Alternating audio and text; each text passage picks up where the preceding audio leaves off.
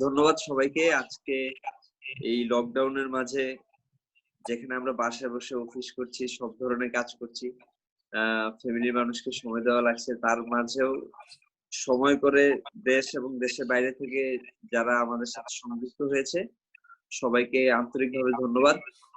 Good afternoon.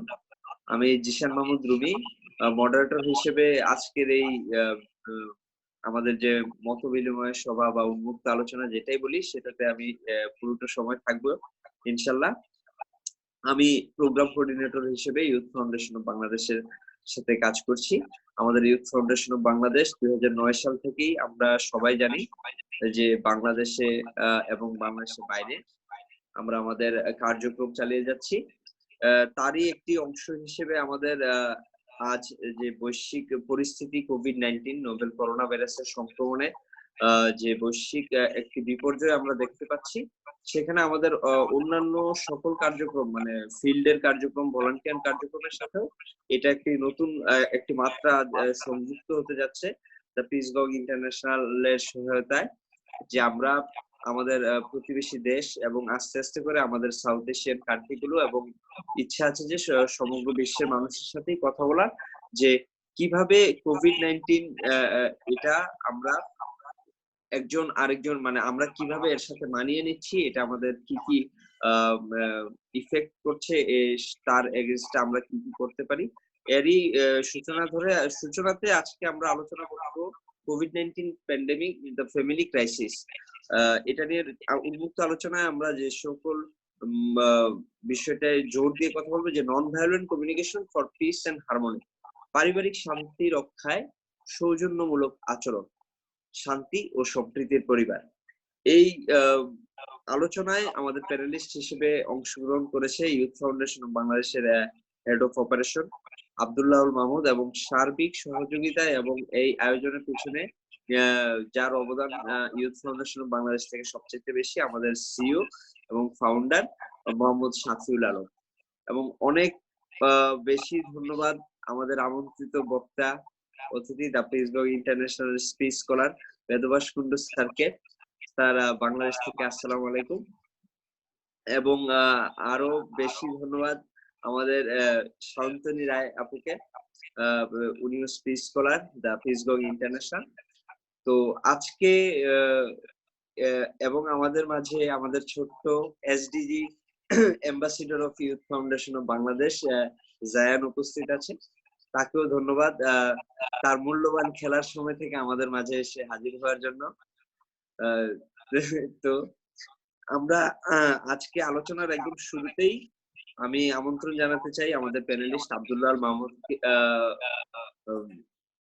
Shafiul Alam ভাইয়াকে যে COVID-19 the novel corona virus এটার ইফেক্টটা বিশ্ব এবং বাংলাদেশে বা আমাদের প্রতিবেশী দেশগুলোতে এটা নিয়ে একটা স্বল্প একটি আলোচনা যদি আমাদের সাথে সে করে, সেই জন্য আমন্ত্রণ জানাচ্ছি শাফিউল আলম ভাই।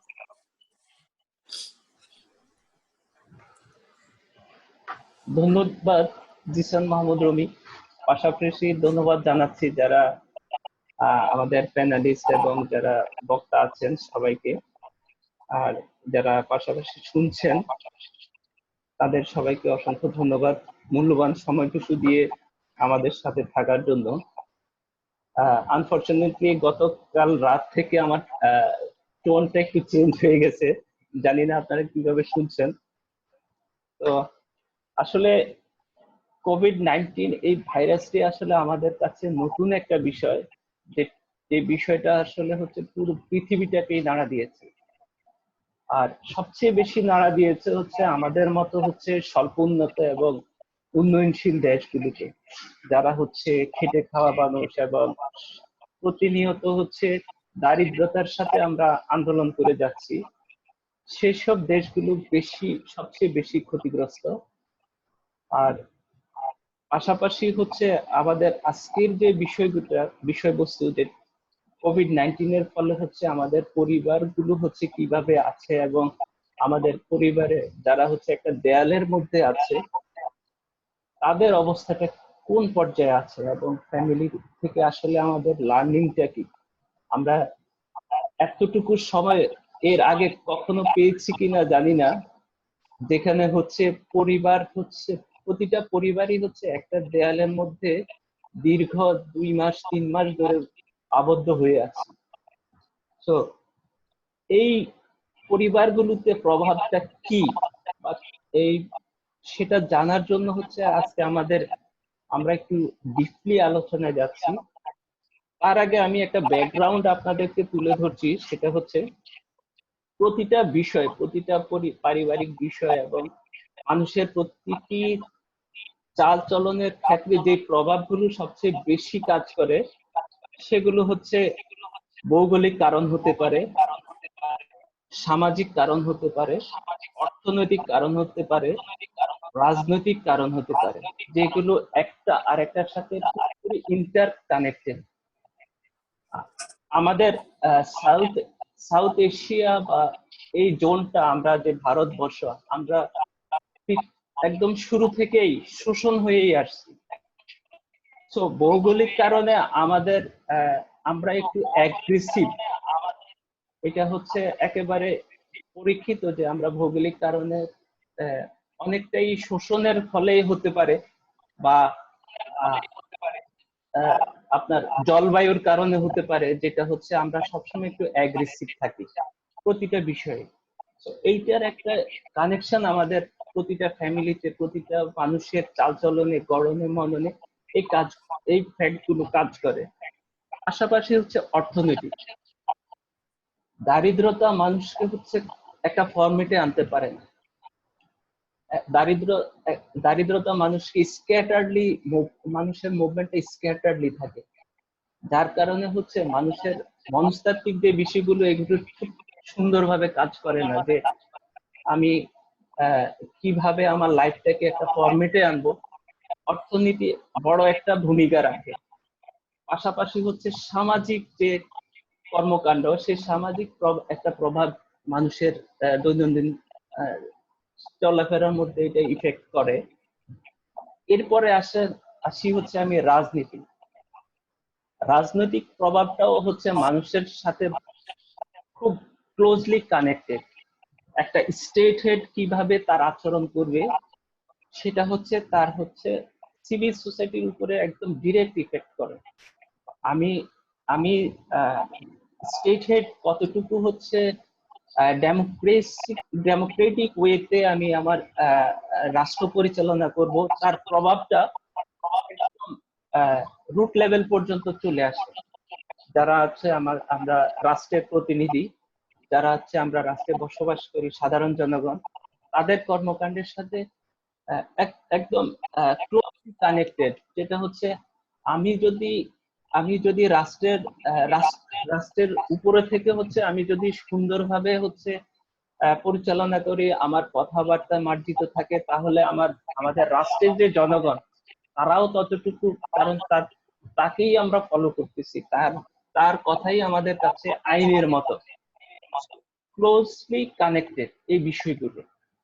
এখন এই টোটাল যে বিষয়গুলো, এই বিষয়গুলো হচ্ছে একটা পরিবারের সাথে হচ্ছে খুবই কানেক্টেড।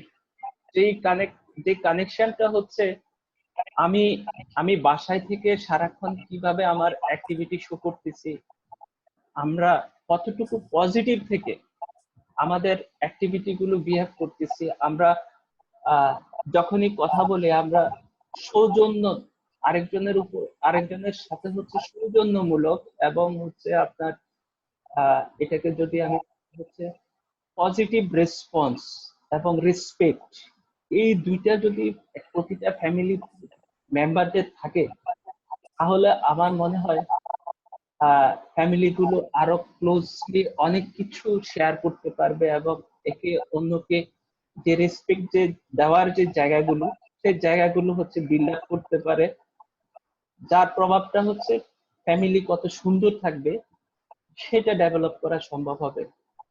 আমি আমি ফ্যামিলির ভিতরে আর যাব না, ফ্যামিলির বিষয়গুলো হচ্ছে আপনারা যারা আরো বক্তা আছেন তারা তুলে ধরবেন। আমি আমার আলোচনা সংক্ষিপ্ত করে আমি শেষে একটা কথা বলতে চাই, যে লাইফ ইজ বিউটিফুল, এটা আমি যেভাবে সাজাবো, আমি যেভাবে সুন্দর করে গড়ে তুলবো, সেভাবেই গড়ে তুলবে। এই যে লাইফ ইজ বিউটিফুল, এইটাকে আমরা এনজয় করবো টিল মাই ডেথ। আমরা লাইফ ইজ বিউটিফুল একটা ইতালিয়ান মুভি আছে, আমরা যদি ওই মুভিটাও দেখি তাহলে দেখবো যে আহ যিনি নায়ক আছেন তিনি হচ্ছে শেষ ওনার আহ, মৃত্যু পর্যন্ত হচ্ছে উনি ওনার বাচ্চার সাথে এমন একটা রিয়েক্ট করে গেছেন যে বাচ্চাটা বুঝতেই পারেনি যে আমার বাবা এখন হচ্ছে, বাবাকে এখন শুট করা হবে, বাবা মরে যাবে। বাচ্চাটা সেই পর্যন্ত বুঝতে পারেনি, বাবা এমন একটা রিয়েক্ট করে গেছে শিশুটা তার বাচ্চার সাথে। তো আমরা আমাদের ফ্যামিলির সাথে আমরা সবসময় প্রতিটা ইস্যুতেই, প্রতিটা ফ্যামিলিতে হচ্ছে ভালো মন্দ সবকিছুই থাকবে, কিন্তু সবকিছু আমরা কতটুকু পজিটিভলি রিপ্রেজেন্ট করতে পারতেছি তার উপরে ডিপেন্ড করবে হচ্ছে আমি আমার ফ্যামিলিটাকে কত সুন্দরভাবে রাখতে পারবো। আমি ধন্যবাদ জানাচ্ছি রুমিকে আমাকে এই ফ্লোরটা দেওয়ার জন্য। এবং আমি আরো কোনো আমার আলোচনা থেকে কোনো কোশ্চেন যদি থাকে তাহলে মনে হয় সেশন শেষে আমাদের ওপেন একটা আলোচনা হবে, সেখানে আমরা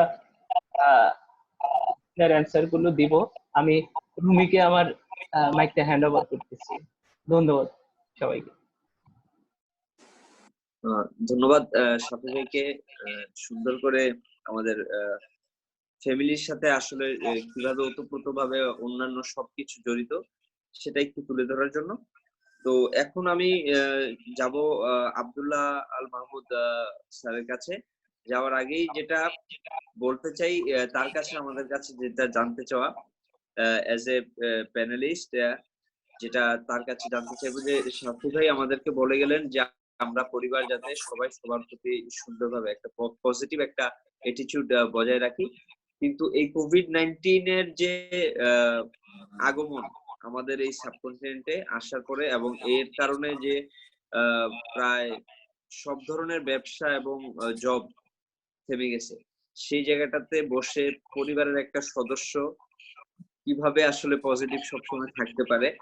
তো আমার ইচ্ছা থাকবে যে আব্দুল্লাহ আল মাহমুদ ভাই আমাদের কাছে এই জিনিসটাই তুলে ধরবে যে বর্তমানে আসলে বাংলাদেশে বা আমাদের চারপাশে কেমন কি অবস্থা। মার্চের 8 তারিখ বা তার আগ থেকে যে লকডাউন, অলমোস্ট লকডাউন যে একটা সিচুয়েশনের মধ্যে দিয়ে আমরা আছি, তারপর একটা স্ট্যাটিস্টিক্যাল যদি চিত্র আমাদেরকে তুলে ধরা হয় সবার সামনে, তাহলে বোধহয় আমরা খুব ভালোভাবে সবাই রিয়েলাইজ করতে পারবো যে আসলে পরিবারের প্রধান বা যে চালিকা শক্তি তার মানসিক অবস্থাটা কেমন, সেটার ভিত্তিতে কিন্তু আমাদের যারা আমন্ত্রিত বক্তারা আছেন তারা কিন্তু আমাদেরকে একটা সুন্দর অ্যাড্রেস করতে পারবেন, একটা গাইডলাইন আমাদেরকে প্রোভাইড করতে পারবেন। কিন্তু আসলে বাংলাদেশের পরিবারগুলো এখন কেমন আছে, বাংলাদেশ কেমন আছে, বা আমাদের কাছে যতটুকু তথ্য আছে আমাদের প্রতিবেশীরা কেমন থাকতে পারে, সেটা নিয়ে যদি আব্দুল্লাহ মাহমুদ ভাই কিছু বলতেন আমাকে।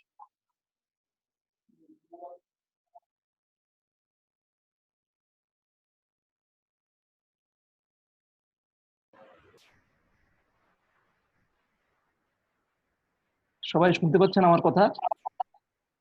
হ্যাঁ হ্যাঁ নিশ্চয়ই। ধন্যবাদ কুন্ডু দাদা, আপনাকে ধন্যবাদ। সায়ন্তনীর দিদির সাথে কথা হয়েছে, আমার পরিচয় হয়েছে। কুন্ডু দাদার সাথে আমার পরিচয়টা হয় নাই সেভাবে। অ্যাকচুয়ালি সাফি ভাইকে অসংখ্য ধন্যবাদ এই কারণে যে আমি আসলে এই এনজিওতে বা এরকম সোশ্যাল অর্গানাইজেশনে আমি খুব বেশি দিন হয় নাই, আমি আসছি এই জানুয়ারি মাসে আমি জয়েন করেছি এখানে। এর আগে আমি 15 ইয়ার্স একটা টেলিকম অর্গানাইজেশনে জব করি, বাংলাদেশের সেকেন্ড লিডিং অর্গানাইজেশন রবি আজিয়াতে লিমিটেডে। তো অ্যাকচুয়ালি এই যে বিষয়গুলো আজকে কোভিড-19 প্যান্ডেমিকের পরে যে সিচুয়েশনটা দাঁড়াইছে, সেই জায়গাটা থেকে বাংলাদেশ এবং গ্লোবাল ইকোনমি, মানুষের সমাজ ব্যবস্থা, আমাদের দৈনন্দিন চলাফেরা, সবকিছু বিষয় মিলে আমরা একটা খুবই ব্যাকওয়ার্ড সিচুয়েশনে পড়ে গেছি। ওই বিষয়টা থেকে যদি কথা বলি, সেটা হচ্ছে যে মেনলি সাফিকে যে জিনিসগুলো ইন্টারপ্রিট করছে সেটা হচ্ছে স্টেট এবং সমাজ এবং পরিবারের বিষয়গুলো নিয়ে। রুমি আমাকে রুমি ভাই ইনডাইরেক্টলি আমাকে একটা জিনিস বলছে যে এজ এ পরিবারের প্রধান হিসাবে, হ্যাঁ, একজন পার্সনের কি ভূমিকা থাকে। রুমি ইউজুয়ালি ইন্ডিকেট করছে, রুমির একটু যদি পরিচয় দিই আপনাদেরকে, রুমি হচ্ছে আমার ছোট ভাই, আপন ছোট ভাই। he is meaning that how I am controlling my family and overall situations. So যেটা হচ্ছে যে আজকে just সকালবেলার একটা ছোট্ট এক্সাম্পল যদি দেই আমি, আহ, আপনার বৌদি মানে আপনার ভাবি আমার পরিবার জব করে, ব্যাংকে জব করে। তো সেটা হচ্ছে যে সকালবেলা সে আমাকে বলছে যে বাচ্চার এই কাজটা করতে হবে, but in the mean time আমার এখানে ইউথ ফাউন্ডেশন অফ বাংলাদেশে আপনাদের সাথে আমার একটা সেশন আছে, বাট সামহাও একটু মানে ওই কাজটা আমি করতে পারি নাই। সে কিছুটা মানে অ্যাংরি হয়েছে আমার উপর, বাট আমি চিন্তা করে দেখলাম যে এখন আর কথা বলে লাভ নেই, কারণ যেহেতু আমার একটা কাজ আছে, একটা সেশন আছে, এই সেশনটা কন্ডাক্ট করাটা হচ্ছে জরুরি। তো এই জায়গাটাতে হচ্ছে যে অনেক দিন ধরে, যেহেতু মার্চ মাসের শুরু থেকে আমাদের স্টিল মে মাস শেষ হয়ে যাচ্ছে, আমরা জানি না যে কবে এই লকডাউন শেষ হবে ফাইনালি। এবং যেভাবে আপনার আক্রান্তের সংখ্যা বাড়তেছে, যত টেস্ট করতেছি তত আক্রান্তের সংখ্যা বাড়তেছে এবং ডেথ টোল বাড়তেছে ইন্ডিয়াতে এবং বাংলাদেশে এবং সারা পৃথিবীতেই। তো ওই জায়গাটা থেকে পরিবারের সদস্যদেরকে বিভিন্নভাবে ইনভলভ করা, হতে পারে যে আমরা বাসায় কেউ মুভি দেখি, ফ্যামিলি সবাইকে নিয়ে মুভি দেখি, কতক্ষণ মুভি দেখা যায়। বাচ্চাদেরকে হয়তো আমি কিছু গেমস কিনে দিলাম, একটা ক্যারম বোর্ড কিনে দিলাম বা লুডো কিনে দিলাম, এরা খেললো বা ছোট ছোট কিছু একটা করতে পারলো বা কিছু ড্রয়িং করলো। এখন বাইরে তো নিয়ে যাওয়া যাচ্ছে না, তো ওই জায়গাটা থেকে আমাদেরকে চিন্তা করতে হবে যে আমরা আসলে কিভাবে এই ফ্যামিলি বন্ডিংটাকে রক্ষা করতে পারি। তো এই জিনিসগুলো বলার আগে আমি একটা জিনিস বলি যে আজকে আমার খুব ভালো লাগছে যে শাফি ভাই যে উদ্যোগটা নিছে, আমরা দুই বাংলা, হ্যাঁ, মানে দুইটা পরিবেশে আমরা সবাই আজকে পার্টিসিপেট করতেছি, এই প্রোগ্রামটাতে অংশগ্রহণ করতেছি, পরিবারের সমস্যাগুলো নিয়ে এবং স্টেটের সমস্যাগুলো নিয়ে আমরা কথা বলতেছি। তো আমার ধারণা যে আমরা আমাদের ভিউজ গুলোকে একজন আরেকজনের সাথে শেয়ার করব। তো ওই জায়গা থেকে আমরা আমাদের কিছু সলিউশন পাবো এবং আমরা আমার ধারণা যে আমরা ওই জায়গাটা থেকে আমাদের সামনের যে দিনগুলো আরো কঠিন হচ্ছে, এই কঠিন দিনগুলোকে কিভাবে আমরা মোকাবেলা করতে পারি, সেই বিষয়ে আমরা আসবো সামনের বক্তার কাছ থেকে। ধন্যবাদ। আমি আমার জিশান মাহমুদ উনিকে বলবো যে নেক্সট কে কথা বলবে, তার ভিউজ শেয়ার করবে। ধন্যবাদ আব্দুল্লাহ মাহমুদ ভাইকে। তো আমরা এখন চলে যাব আমাদের আমন্ত্রিত বক্তা এবং স্পিচ স্কলার দাদার কাছে, কিন্তু যাওয়ার আগে দাদার কাছ থেকে আমাদের কিছু যেহেতু দাদা আমাদের উদ্দেশ্যে একটা গাইডলাইন বা একটা, এটা যা বলা চলে যে একটা কিভাবে আমাদের ব্যবহার হওয়া উচিত, বাসা মানুষের সাথে আমাদের কিভাবে চলা উচিত, এরকম একটা দিক নির্দেশনা দিবে। তার আগে আমি বোধহয় মনে হয় যে আমাদের বাংলাদেশে আসলে কি হচ্ছে এটার একটা চিত্র দাদার কাছে তুলে ধরা। সেটা হলো আমাদের কিন্তু বেশিরভাগ মানুষ খেটে খাওয়া মানুষ, আমাদের খেটে খাওয়া মানুষগুলোকে নিয়েই আমাদের বাংলাদেশ। আমরা আসলে বাসায় বসে থাকাটা এফোর্ড করার মতো বিলাসিতার সুযোগটা আমাদের দেশের খুব কম মানুষের আছে। সেটা মধ্যবিত্ত হোক, উচ্চ মধ্যবিত্ত এবং উচ্চবিত্ত বাদে মধ্যবিত্তর যেটা ডেফিনেশন বাংলাদেশে, নিম্ন মধ্যবিত্ত, তারপরে যারা দরিদ্র, হতদরিদ্র, দিনমজুর, এই মানুষগুলোর কথা যদি বলি, আমাদের আসলে বাসায় বসে থাকার মতো পরিস্থিতি নেই, অথবা আমাদের মতো যারা আছি, যারা এনজিও গুলোতে কাজ করছি, তাদেরকে দেখে আমাদেরও বাসায় বসে থাকার মতো পরিস্থিতি নেই। এই প্রেক্ষিতে গত 1 মাস পরে বর্তমানে কিন্তু বাংলাদেশে লকডাউনটার অবস্থা হলো মানুষ জীবিকার তাগিদে রাস্তায় বের হয়ে গেছে। যদিও সরকার থেকে মিডিয়াগুলো, গণমাধ্যম থেকে বারবার মানা করা হচ্ছে, তবুও মানুষ বের হয়ে গেছে, কারণ আর পারছে না তার। এবং এই যে ইকোনমিক্যাল ক্রাইসিসটা তারা ফেস করছে, এটার একটা সম্পূর্ণ ইমপ্যাক্ট কিন্তু আমাদের এই পরিবারটাতে হচ্ছে।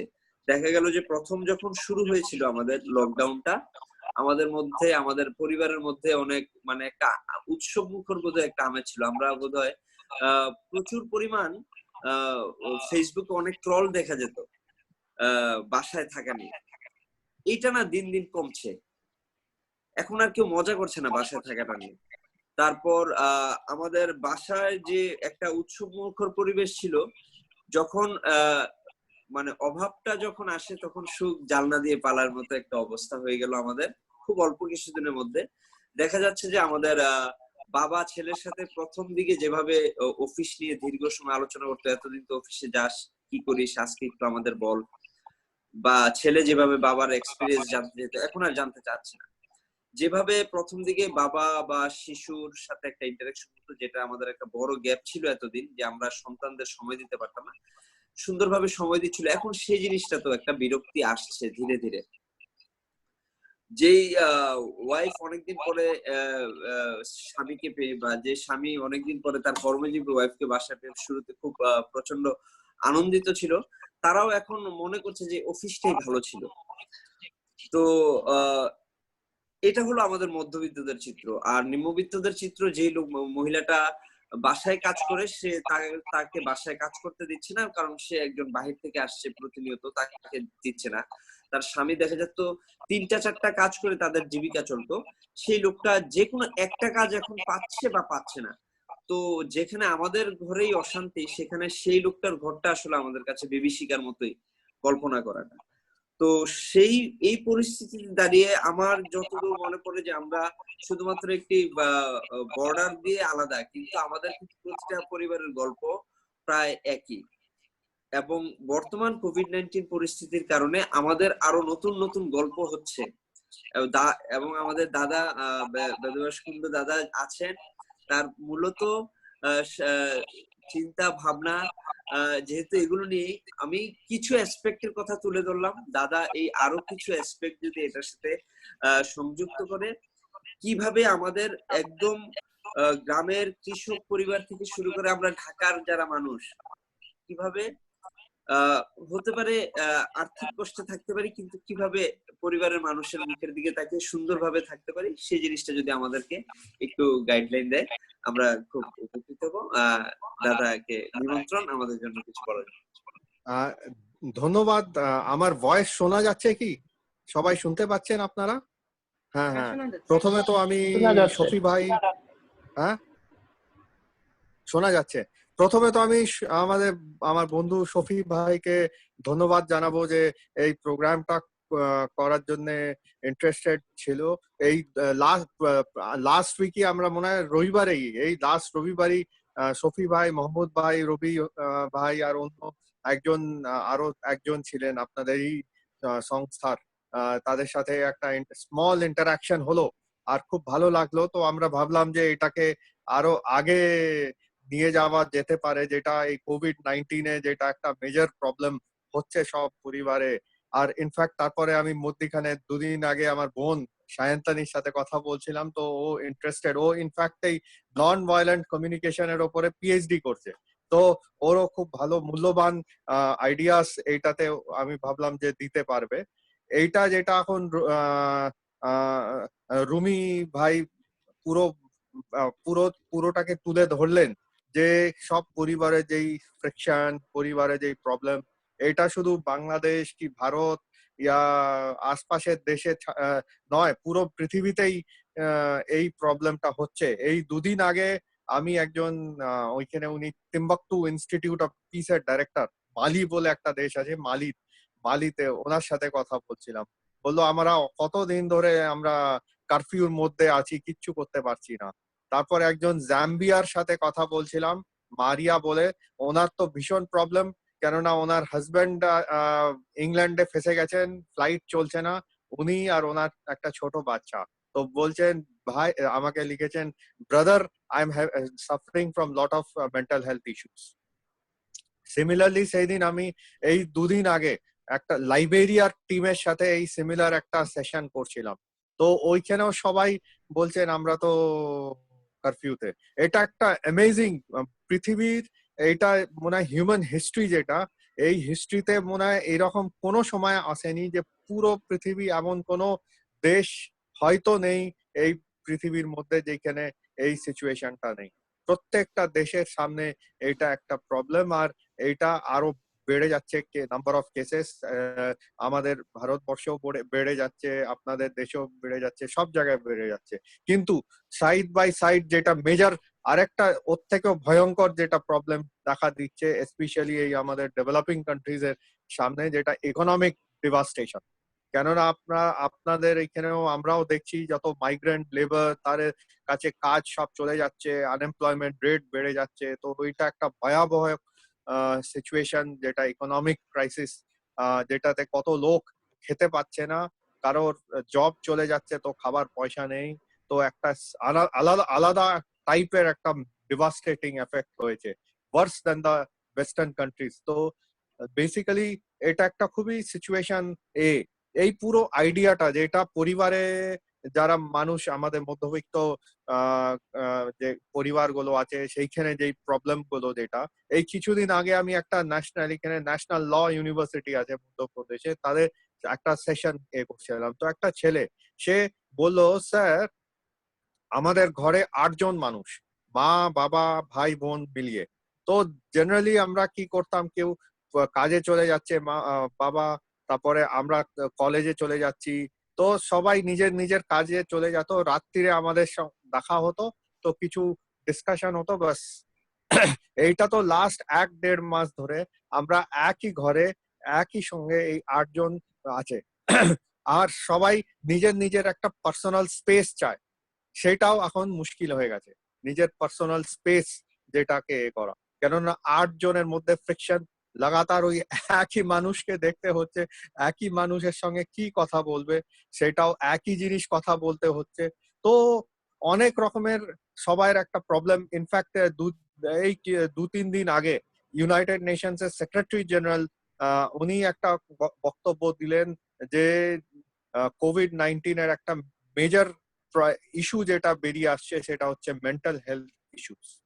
তো ওইটা একটা সিরিয়াস প্রবলেম পুরো পৃথিবী জুড়ে, কি মেন্টাল হেলথ প্রবলেম, স্পেশালি যারা যুবক এবং যুবতীরা তাদের সাথে। কেননা ওরা চায় কিছু একটা পার্সোনাল স্পেস, কিন্তু পার্সোনাল স্পেস নেই, তো কিছু করার নেই। তো আমরা বাড়ির বাইরে খুব কম যেতে পারি, হয়তো দুধ নিতে গেলাম কি সবজি নিতে গেলাম, আর কিছু নয়। তো বাড়ির মধ্যেই কতক্ষণ থাকবো, কত কথা বলবো, কার সঙ্গে কথা বলবো, কতক্ষণ স্মার্টফোনে বসে থাকবো। তো সেটা একটা ভেরি ভেরি সিরিয়াস একটা চ্যালেঞ্জ আমাদের সাথে। তো ওই বিষয়ে যখন ওই ছেলেটা করলো, তো আমরা একটা যেটা এই পুরো পরিচর্যার একটা বিষয়, যেটা আমাদের হচ্ছে নন ভায়োলেন্ট কমিউনিকেশন, যেটা আমরা সংবাদ করি, যেটা আমরা ডিসকাশন করি, ইন্টারাকশন করি, সেইটাতে আমাদের যেটা সংবাদে কি টাইপের সংবাদ হওয়া চাই এক দুজনের সাথে, যেটাতে কেউ লড়াই করবে না, যেটাতে আমরা এগ্রেসিভ হব না। তো ওইটা একটা আমরা ওই সেশনে আমরা ডিসকাস করলাম যে নন ভায়োলেন্ট কমিউনিকেশনের কি রোল হতে পারে এই সিচুয়েশনে, আর কি করে ওইটা টুলস আর স্ট্র্যাটেজিজ ইউজ করতে পারি যেটাতে আমাদের একটু বেটার সিচুয়েশন হতে পারে। অবভিয়াসলি এটা কোনো তো ম্যাজিক নয় যে একবারে নন ভায়োলেন্ট কমিউনিকেশনে ম্যাজিক ছড়ি চালিয়ে দিলাম আর সবকিছু ভালো হয়ে গেল, এটা তো হতে পারে। কিন্তু কিভাবে আমরা ওটাকে এই সিচুয়েশনটাকে চ্যালেঞ্জ করবো, ওইটা একটা টেকনিক, একটা স্ট্র্যাটেজি আমরা বলতে পারি আর কি।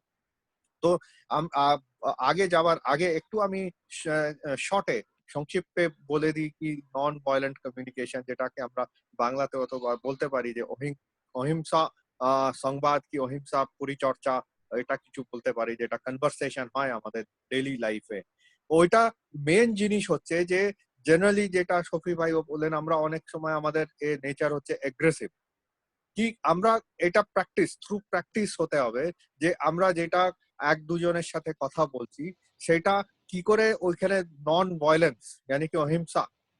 কেননা আমরা রেগে গেলে এক দুজনে ভীষণ জোরে চিল্লাতে আরম্ভ করে দিই, এটা একটা হিউম্যান নেচার হয়ে যায়। কিন্তু আমরা থ্রু প্র্যাকটিস কি করে, ইভেন আমরা যদি রেগে যাই, কি করে আমরা ম্যানিউভার করব, কি করে আমরা ওই সিচুয়েশনে না রেগে কিভাবে কি ভাষার ইউজ করে ওই সিচুয়েশনটাকে আমরা কনফ্লিক্টে হতে বাঁচাবো, আর কনফ্লিক্ট না প্রিভেন্ট করব কনফ্লিক্টটাকে, আর একটা ভালো এনভায়রনমেন্ট ক্রিয়েট করব আমাদের সংবাদের মাধ্যমে, আমাদের কনভারসেশনের মাধ্যমে, যেটাতে অন্য যে মানুষ সে হার্ট না হয়, অন্য যে মানুষ সেও আমাদের ওপরে এগ্রেসিভ না হয়।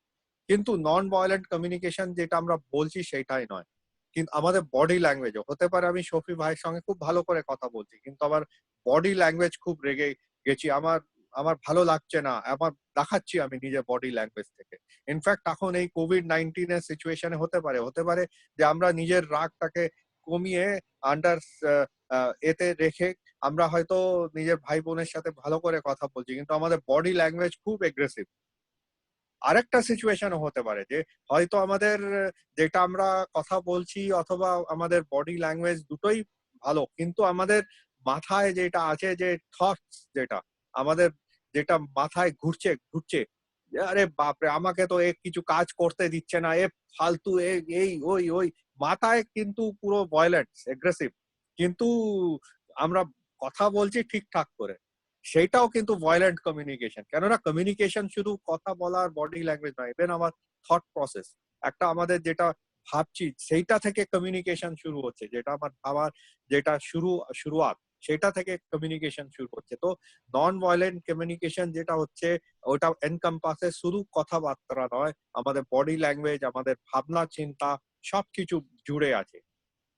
তো আমরা এটা একদিনে আমরা যদি আমি বলি যে বাস আমরা কালকে থেকে আমরা করতে আরম্ভ করে দিই, সেটা হতে পারে না। আমাদের প্র্যাকটিসে নিতে হবে, আমাদের নিজের থেকে আসতে হবে, ভেতর থেকে আসতে হবে। ইনফ্যাক্ট যখন আমরা একটা সেশন করাই এটার, তো প্রথম সেশন হয় যে নিজের সাথে কথা বলা। আজকাল আজকালকার দিনে সব পুরো পৃথিবী মিলিয়ে আমরা সবাই বিজি হয়ে গেছি না, যে আমরা সবাই এই কাজ করছি ওই কাজ করছি, কিন্তু তারপরে দেখছি যে বাসে, ট্রামে, মেট্রোতে, সব জায়গায়, বাড়িতে এসে সবসময় আমাদের হাতে স্মার্টফোন, সবসময় আমরা আইদার ফেসবুকে লেগে আছি, ইনস্টাগ্রামে, আমাদের নিজের নিজের জন্য কোনো সময় নেই। আপনারা হয়তো ইনফ্যাক্ট আমরা যখন ক্লাস নিই প্রথম কোশ্চেন বলি যে when was the last time you met yourself, নিজের সঙ্গে কবে লাস্ট দেখা করেছিল। মোস্ট অফ দা টাইম যারা স্টুডেন্টস তারা বলে ও বলতেই পারে না যে কবে দেখা করেছিলেন নিজের সাথে। নিজের সঙ্গে কথা বলারও সময় নেই আমাদের কাছে, কেননা আমাদের ফেসবুক ইম্পর্টেন্ট হয়ে গেছে, ইনস্টাগ্রাম ইম্পর্টেন্ট হয়ে গেছে। তো এইটা একটা ইম্পর্টেন্ট জিনিস।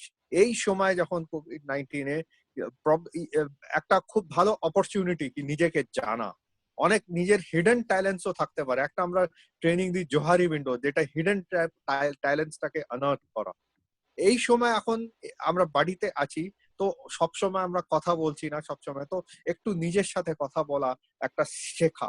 কেননা কোভিড-19 কবে শেষ হবে কোনো জানি না, কিন্তু অ্যাটলিস্ট আমাদের যেটা হ্যাবিট যদি হয়ে যায় যে নিজের সাথে কথা বলা, নিজের নতুন নতুন আইডিয়া শেখা, নিজের নতুন নতুন যেটা ট্যালেন্ট, যেটা আমি হয়তো ভাবতেও পারি না আমার কাছে ওই ট্যালেন্টটা আছে, সেটাকে একটা নিয়ে আসা, সেটাকে অপরচুনিটিটাকে প্রমোট করা।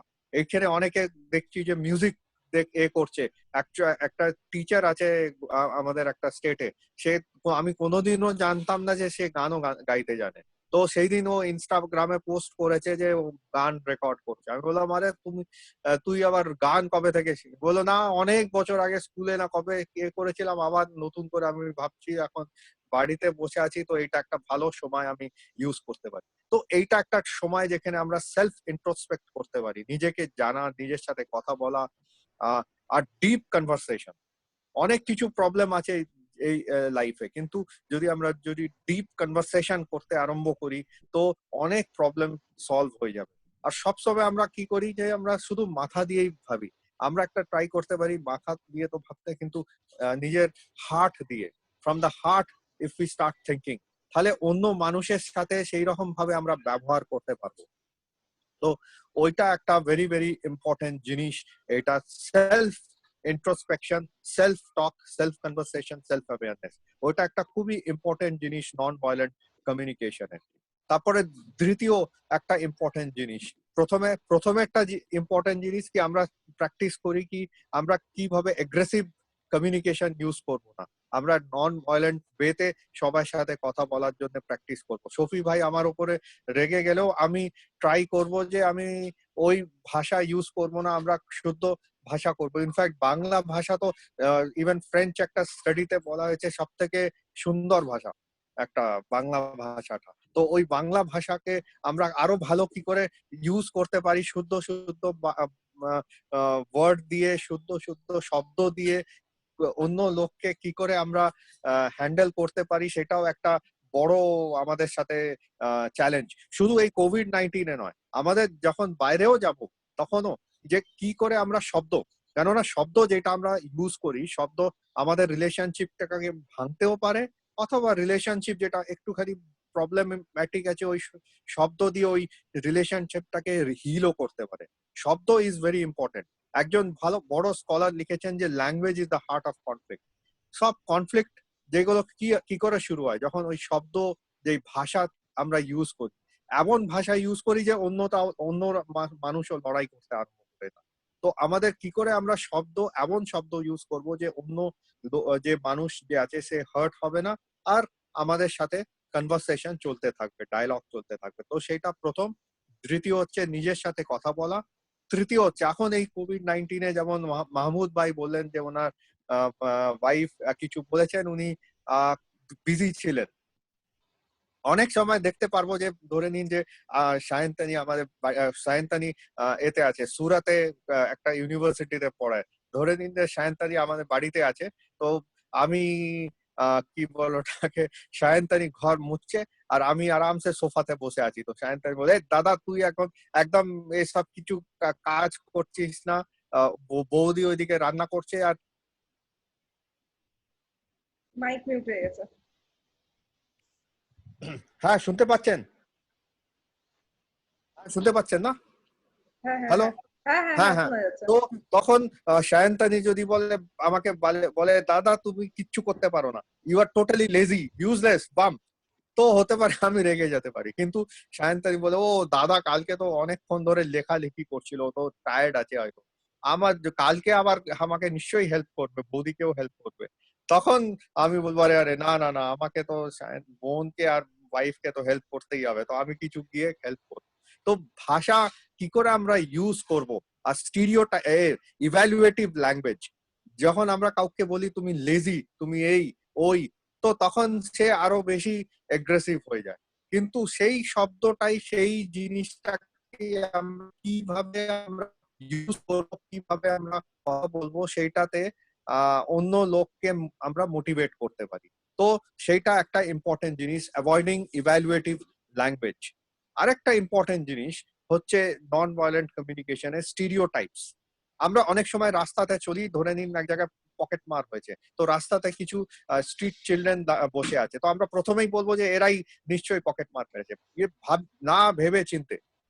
তো নন ভায়োলেন্ট কমিউনিকেশন মিনস কি আমরা অ্যাভয়েড করি এইসব স্টিরিওটাইপিং। আমরা কালচারাল কনটেক্সটে যে এই মানুষটা এই জায়গা থেকে এসেছে তো নিশ্চয়ই এইরকম হবে, প্রথমেই আমরা মাইন্ড মেকআপ করে নিই। তো সেইটা আমাদের ট্রাই করতে হবে যে কি করে আমরা ওটাকে অ্যাভয়েড করব। তো সেটা একটা ইম্পর্টেন্ট জিনিস নন ভায়োলেন্ট কমিউনিকেশনে। একটা ইম্পর্টেন্ট জিনিস স্পেশালি এখন এই কোভিড-19 এর সিচুয়েশনে হচ্ছে যে আমাদের যেটা ইমোশনাল ভোকাবুলারি আছে সেটা খুব লিমিটেড, এন্ড স্পেশালি আজকালকার মেকানিস্টিক যুগে এখনকার ওই ওই এক সেকেন্ড হ্যাঁ, এখনকার এখনকার শুনতে পাচ্ছেন না? হ্যাঁ হ্যাঁ। শোনা যাচ্ছে। তো এখনকার সিচুয়েশনে এত মেকানিস্টিক আমাদের লাইফস্টাইল, আমাদের ইমোশনাল ভোকাবুলারিটা একবারে ছোট্ট হয়ে গেছে। আমরা জানি না কি টাইপের কি শব্দ ইউজ করতে পারি। ওই হ্যালো হাই ওই টাইপের হতে পারে আমাদের নিজেদের পাশে যারা নেবার্স আছে তাদেরও আমরা ভালো করে চিনি না, তাদের সঙ্গে কথাও কবে ভুলে গেছি হয়তো, এই সিচুয়েশন। তো আমরা কি করে নিজেদের একটা ইমোশনাল ভোকাবুলারিটাকে এক্সপ্যান্ড করবো, যেই হিসেবে যেই সিচুয়েশনে সেইগুলোকে ইউজ করলে একটা অন্য মানুষ যে আছে তার সঙ্গে কনফ্লিক্ট হবে না, ওর সাথে একটা রিলেশনশিপ বিল্ডিং। কেননা দেখা গেছে পুরো পৃথিবীতে যেটা আমাদের একটা আছে, পাওয়ার আছে টু ডু ডায়লগ। আমরা কারোর সাথে ডায়লগ করতে চাই না, কারোর সঙ্গে যদি ধরে নিন একসঙ্গে কারোর সঙ্গে কথা হয়ে গেল, কোনো ডিফারেন্সেস হয়ে গেল, আমরা আরো বেশি ওর সঙ্গে অ্যাগ্রেসিভ হয়ে যাব। তো আমাদের যেটা একটা আছে কনসেন্ট্রেশনের পাওয়ার, আমাদের পেশেন্সের পাওয়ার, সেইটা আস্তে আস্তে কমে যাচ্ছে। তো একটা ইম্পর্টেন্ট জিনিস হচ্ছে যে কি করে আমরা নিজেদের পেশেন্স কে প্রমোট করব, ইনক্রিজ করব, আর লোকেদের শোনা। লাইক অনেক সময় এটা হয় যে আমি শুনতেই চাই না, শফি ভাই আমাকে কি বলছে আমি শুনবো না, আমি যেটা বলছি সেটাই কারেক্ট, অন্য কে কি বলছে আমি অত পাত্তা দিচ্ছি না। তো শোনা, আর শোনা শুধু এমনি নয়, deep listening, compassionate listening, very important. যে কি শফি ভাই বলছে এক্স্যাক্টলি, ওটার কি গুরুত্ব, ওইটাতে কি কি এলিমেন্ট আছে, সেটা যখন আমি ভালো করে শুনবো, তো আমি শফি ভাইকে রেসপন্ড করতে আরো বেটার আমার হবে। তো এই কোভিড-19 যদি আমরা সব স্পেশালি ইউথদের এইসব জিনিসগুলোকে প্রমোট করি, কি আমরা কি করে নিজের শোনার শক্তিটাকে বাড়াবো। কেননা সবাই ফ্রাস্ট্রেটেড আছে, ফ্রিকশন হচ্ছে, কিন্তু আমরা তাও মোটিভেট করব যে ভাই শোনো তো সেই, তোমার ভাই কি বলছে, তোমার বোন কি বলছে, তারপরে তুমি রিপ্লাই করো। একবারে ও যা বলছে না ওটাকে কাটতেই হবে সেটা নয়। তো ওইটা একটা very very important element of non violent communication, active and compassionate listening. আরেকটা ইম্পর্টেন্ট জিনিস নন ভায়োলেন্ট কমিউনিকেশনের হচ্ছে এমপ্যাথি। এমপ্যাথি খুবই ইম্পর্টেন্ট জিনিস। আর আজকের দিনে আপনারা যদি একটা বই, খুব সুন্দর, রিফকিন্স বলে একজন আছেন, 2010-এ উনি বইটা লিখেছেন অন এমপ্যাথি ফর গ্লোবাল লেভেলে। আমি বইটার নামটা আপনাকে করবো। ইনফ্যাক্ট সায়ন্তানি মনে তুই পাসনি না ওই বইটাকে, ফ্রিতে ডাউনলোড হয়নি ওটা। তো ওইটার কিছু এক্সট্রাক্টস আমরা পেয়েছি, খুব সুন্দর দুর্দান্ত বই আর কি। তো ওইটাতে লিখেছে যে একটা এমপ্যাথেটিক রিভলিউশন চাই পুরো পৃথিবীতে।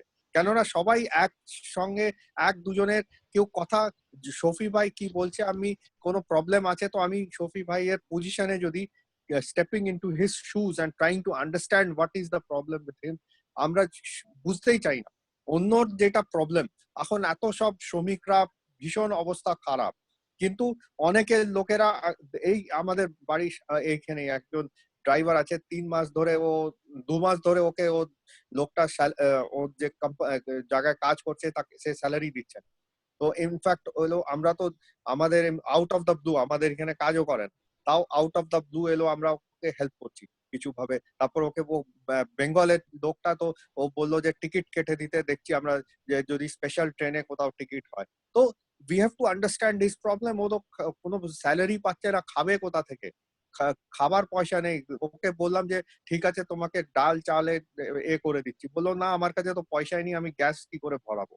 এই ভয়াবহ সিচুয়েশনে এমপ্যাথি খুবই দরকার, খুবই দরকার। আর আমরা যারা সমাজে কাজ করছি, সোশ্যাল ওয়ার্ক করছি, আমাদের সাথে empathy is very very important, and that is an empathetic revolution we need in this world. কি অন্যর যেটা problem, we have to step into their shoes and see কি ওদের কি problem, and that is a very very critical aspect of non violent communication. তো এই সব যেগুলো থ্রেড আমরা ডিসকাস করলাম, যখন আমরা এই সব থ্রেড গুলোকে নিয়ে এতে নন ভায়োলেন্ট কমিউনিকেশন এইগুলোকে বলে, যে কি করে আমরা এই সব জিনিসগুলোকে নিজের একটা ডেইলি হ্যাবিটে নেব, আর হাউ উই রেসপন্ড। আমি একটা সেদিন ব্লগ লিখলাম স্পেশালি এই কনটেক্সটে, কোভিড-19-এ করোনা ফ্যাটিক। আমি বলছি সবাই করোনা ফ্যাটিক হয়ে গেছে, কেননা পরেশান হয়ে গেছে সবাই, যে এইখানে আমাদের বাড়িতে আমরা একটা যে মেড সার্ভেন্ট সেও আসছে না, তো সবাই আমরা কাজ করে চলে আসি, কিন্তু ও এখনো আসছে না, আজকেও এলো না। তো কে জানে এবারে কি কালকে থেকে নতুন আমাদের এখানে গাইডলাইনস আসবে, লকডাউনে এখনো দেয়নি, কালকে থেকে কি হবে কোনো আইডিয়া নেই, অফিস যেতে হবে কি যেতে হবে না কোনো কিছু বোঝা যাচ্ছে না।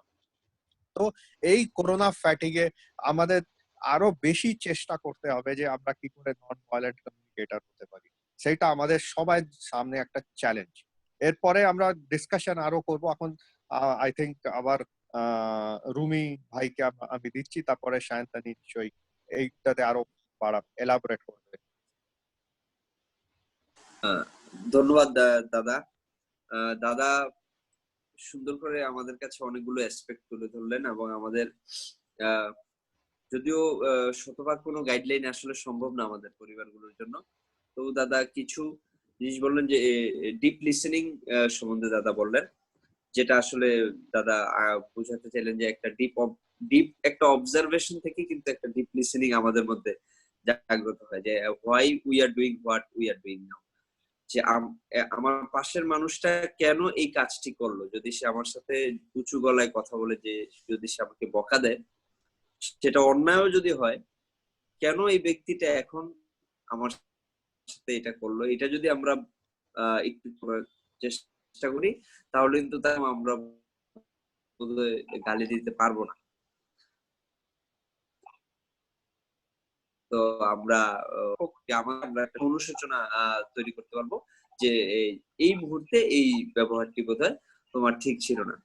তো কিন্তু বাস্তবতাটা আমাদের জন্য কিছু ক্ষেত্রে অনেকটাই কঠিন হয়ে যাচ্ছে, যেহেতু মানে এই আমাদের মধ্যবিত্ত যারা তারা হয়তোবা এই এই জিনিসটা আমরা নিতে পারছি, কিন্তু এর চাইতে যখন একটু একটু নিচে আমরা নামছি, তখন কিন্তু আসলে সেখানে গুড লিসেনার এই জিনিসটা, এই কালচারটা কিন্তু আমাদের ওখানে অনেকটাই অ্যাবসেন্ট।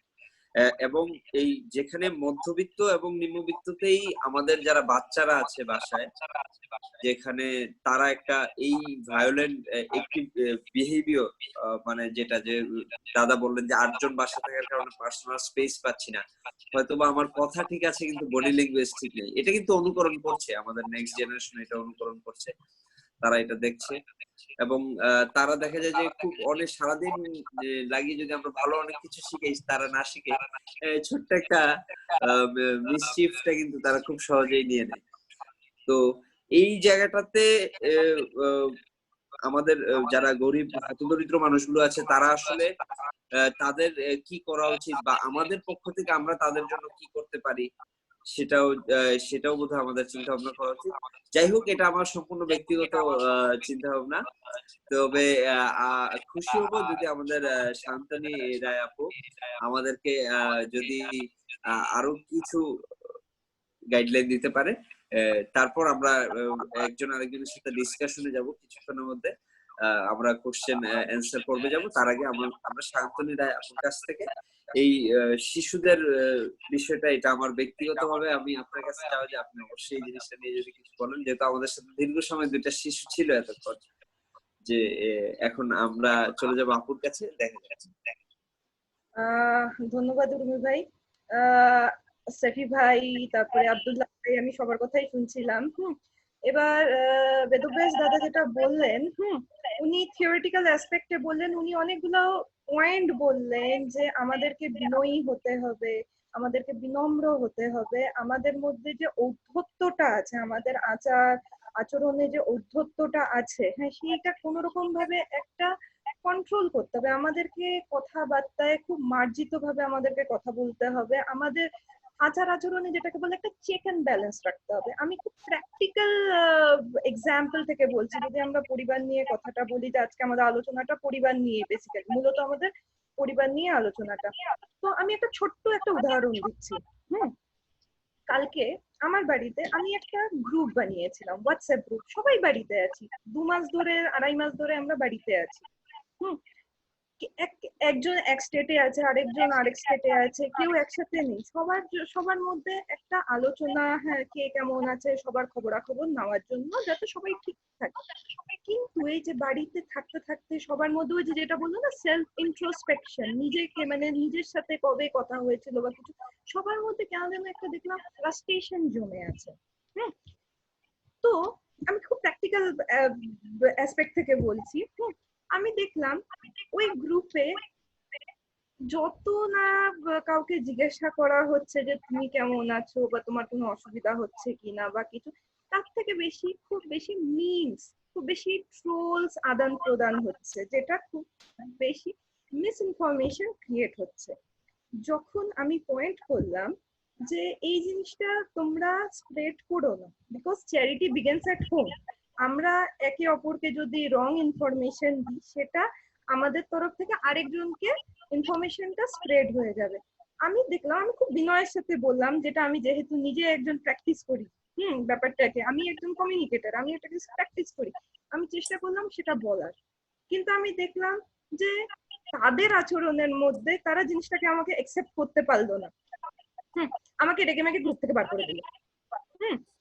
তো বেসিক্যালি, হ্যাঁ, আমরা যখন সবাই ফ্রাস্ট্রেটেড হয়ে আছি, এখন আমাদের সবচেয়ে বেশি দরকার হচ্ছে একে অপরকে সম্মান দেওয়া, একে অপরে কি বলছে, সে চাহে আমার মা হোক, চাহে আমার বাবা হোক, চাহে আমার দাদা হোক, চাহে আমার দিদি হোক, যেই হোক, আমার পরিবারের যে কোনো সদস্য হোক, তারা কি বলছে সেই জিনিসটাকে সম্মান দাও, প্রথমে শোনো, সেটাকে একটু অ্যাপ্রিসিয়েট করো বা তাদেরকে কদর করো। আজকে আমার থেকে যদি কেউ ছোট, যদি কেউ কথাটা বলে, নিশ্চয়ই সে কোথাও শুনেছে, শুনে সেই জিনিসটা বলছে, তো আমি আগে শুনি, ডিপ লিসেনিং যেটা, আমি শুনি কি বলতে চাইছে, সেটাকে আমি কদর করি। যদি আমি বুঝলাম যে না সেই জিনিসটা ঠিক হচ্ছে, আমি সেটাকে অ্যাপ্রিসিয়েট করব, সেটাকে আমি যতটা পারবো কদর করব, সেটাকে স্বীকৃতি দেব। কিন্তু যদি সেই জিনিসটা ঠিক না হয়, আমি চেষ্টা করব ওটাকে আলাদা করে তাকে বোঝানো যে দেখো এই জিনিসটা এরকম না। অথচ সে যদি তখন প্রচন্ড ভাবে উদ্ধত্ত হয়ে থাকে, তার মধ্যে একটা রাগ হয়ে থাকে, সেই সময়টা আমি জিনিসটাকে আলোচনা করলামই না, আমি পরে তাকে সাইডে নিয়ে পাশে ডেকে নিয়ে বুঝালাম যে কি হচ্ছে ব্যাপারটা। আরেকটা জিনিস, আমি একদম গ্রাউন্ড লেভেলে যখন দেখছি এই যে পরিযায়ী শ্রমিকরা, তারা খেতে পাচ্ছে না, তাদের কোনো অর্থ সংস্থান নেই, তারা এই এক জায়গা থেকে আরেক জায়গায় হেঁটে চলেছে, দিনের পর দিন, মাসের পর মাস হেঁটে চলেছে। এই জিনিসটা আমরা বাড়িতে বসে কিচ্ছু করতে পারছি না, প্র্যাকটিক্যালি আমরা কিছু করতে পারছি না, কিন্তু একটা জিনিস আমরা করতে পারি, সেটা হচ্ছে আমরা মিস ইনফরমেশন ক্রিয়েট না করি। এই প্যান্ডেমিকের সময়, এই এপিডেমিকের সময় যেটা সবচেয়ে বেশি গুরুত্ব পেয়েছে, সেটা হচ্ছে মিমস বা ট্রোলস বা ফেক ইনফরমেশন। ইউনেস্কো থেকে পর্যন্ত বলেছে যে আপনারা ফেক ইনফরমেশন কোথাও স্প্রেড করবেন না। হোয়াটসঅ্যাপের জন্য আজকাল বাড়ির যারা মহিলারা আছে, তারা পর্যন্ত ডাক্তার আন্টি হয়ে গেছে, তারা সমস্ত কিছু জানে।